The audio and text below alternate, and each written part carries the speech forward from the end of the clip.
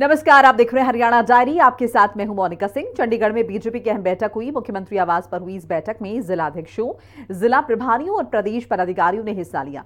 बैठक में सेवा पखवाड़ा समेत कई मुद्दों पर चर्चा हुई। तो वहीं सीपी राधाकृष्णन को मुख्यमंत्री नायब सिंह सैनी ने बधाई दी और कहा कि सीपी राधाकृष्णन एक सुलझे हुए व्यक्तित्व के धनी हैं।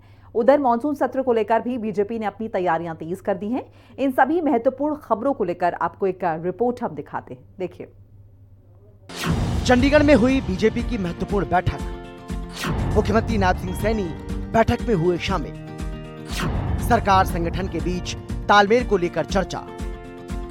संगठन को मजबूत करने पर भी बनी रणनीति। हरियाणा के मुख्यमंत्री नायब सिंह सैनी और प्रदेश अध्यक्ष मोहन लाल बड़ौली ने चंडीगढ़ में मुख्यमंत्री आवास पर एक बैठक की।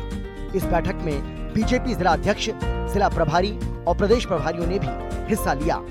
इस महत्वपूर्ण बैठक के दौरान सरकार और संगठन के बीच बेहतर तालमेल को लेकर विस्तार से चर्चा हुई। बैठक में हाल ही में प्रदेश भर में संपन्न हुई जिला कार्यकारिणी की बैठकों की समीक्षा भी की गई। साथ ही संगठन को और मजबूत करने की रणनीति पर भी विचार किया गया। साथ ही आगामी योजनाओं और जनसंपर्क अभियानों की रूपरेखा पर चर्चा हुई, ताकि जनता तक नायब सरकार की नीतियों और उपलब्धियों को प्रभावी ढंग से पहुंचाया जा सके। इस अवसर पर राष्ट्रीय सचिव ओम प्रकाश धनखड़, प्रदेश महामंत्री संगठन फणींद्र नाथ शर्मा, प्रदेश महामंत्री और हरियाणा के मंत्री कृष्ण बेदी, प्रदेश महामंत्री डॉक्टर अर्चना गुप्ता और प्रदेश महामंत्री सुरेंद्र पूनिया उपस्थित रहे।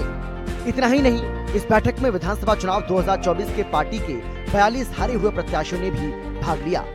बैठक में उम्मीदवारों को महत्वपूर्ण दिशा निर्देश दिए गए, ताकि वो मंत्रियों और विधायकों के साथ बेहतर तालमेल बनाकर संगठन को मजबूती दे सकें। इससे पहले पार्टी ने इन 42 विधानसभा क्षेत्रों में 12 मंत्रियों और 30 विधायकों को प्रभारी नियुक्त किया था।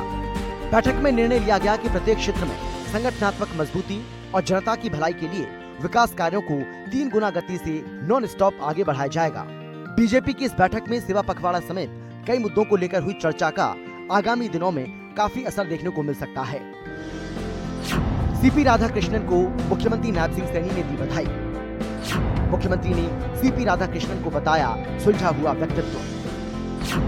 उपराष्ट्रपति पद के लिए एनडीए उम्मीदवार हैं सीपी राधाकृष्णन।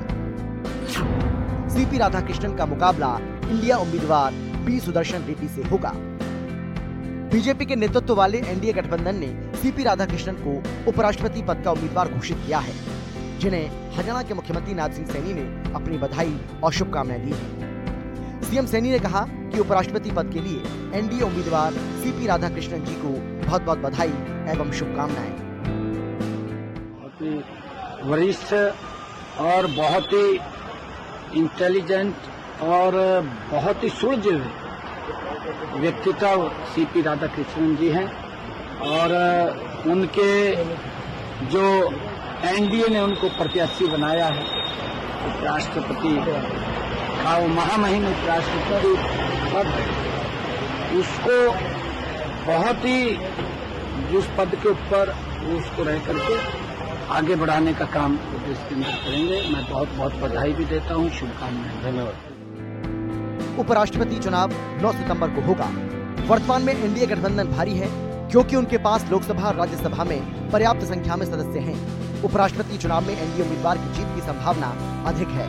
हालांकि इंडिया गठबंधन ने भी पी सुदर्शन रेड्डी को मैदान में उतारा है, लेकिन संख्या बल को देखते हुए सीपी राधाकृष्णन का देश का उपराष्ट्रपति बनना लगभग तय है। 22 अगस्त को होगी बीएससी की बैठक।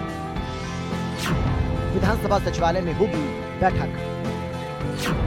सीएम सैनी, स्पीकर हरविंदर कल्याण और बीएससी के सदस्य होंगे शामिल। विधानसभा सत्र की तारीखों पर लगेगी अंतिम मुहर। 22 अगस्त को बिजनेस एडवाइजरी कमेटी की बैठक होगी।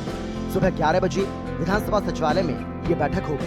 इस बैठक में सीएम नायब सिंह सैनी, विधानसभा के स्पीकर हरविंदर कल्याण समेत बीएससी के सदस्य शामिल होंगे। बैठक के दौरान विधानसभा सत्र की तारीखों पर अंतिम मुहर लगेगी। तो वहीं दूसरी ओर विधानसभा के मानसून सत्र को लेकर बीजेपी भी रणनीति बनाएगी। 21 अगस्त को बीजेपी विधायक दल की बैठक होगी। मुख्यमंत्री नायब सिंह सैनी की अध्यक्षता में बीजेपी विधायक दल की बैठक होगी। आपको बता दें कि 22 अगस्त से हरियाणा विधानसभा का मानसून सत्र शुरू हो रहा है। ब्यूरो रिपोर्ट, हिंदी खबर।